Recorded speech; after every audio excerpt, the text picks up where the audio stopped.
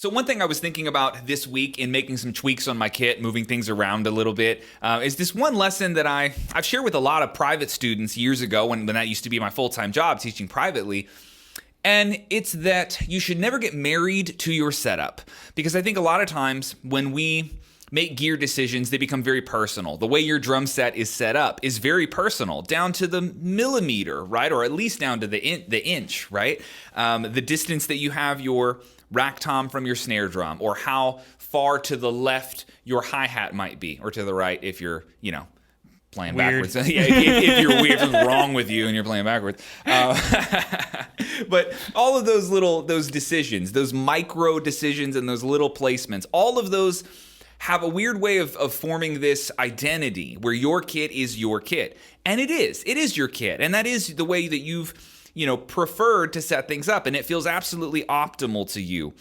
But there is a huge value in willing to make some changes that might be uncomfortable for you initially. And I learned this lesson, honestly, with a high ride cymbal, in that it never made any sense to me. I had grown up my entire life playing a very low, flat ride cymbal, and it just seemed like so not me to put my ride cymbal up high. And for you, maybe it's not a high ride cymbal. Maybe it could be an angle on your rack tom, or adding another floor tom, or maybe it could be a side snare. Maybe it could be putting a stack sort of above your kick drum, or maybe adding a splash cymbal to the top of a crash over on your left. There's all sorts of these weird little decisions that you can make. And I think a lot of times we play this identity game with our own drum set, where the decisions that we've made are so deeply personal to us that anything that is new or any dramatic change feels like an infringement on our musical identity or our identity as a drummer. And that's really not the case. So,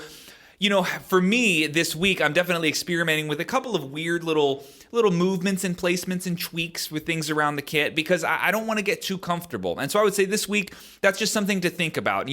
Do something uncomfortable on your setup, and just give it a shot. Be open-minded, see if it's something that can inspire you. And more often than not, you'll find that's what ends up happening, is you get a different idea, or you have a different approach to how to use this piece of gear in this position, in this place, right? It could be merely the angle of something, or it could be adding or taking away a piece of gear. But all of those variables, it's really important that, the older you get, the longer you play, that you still return and sort of tweak some of those variables, because I think there's a lot to be learned there, and it can inspire a lot of creativity in your playing and just in your musical expression. So some food for thought this week, and hope you guys enjoy. Cool.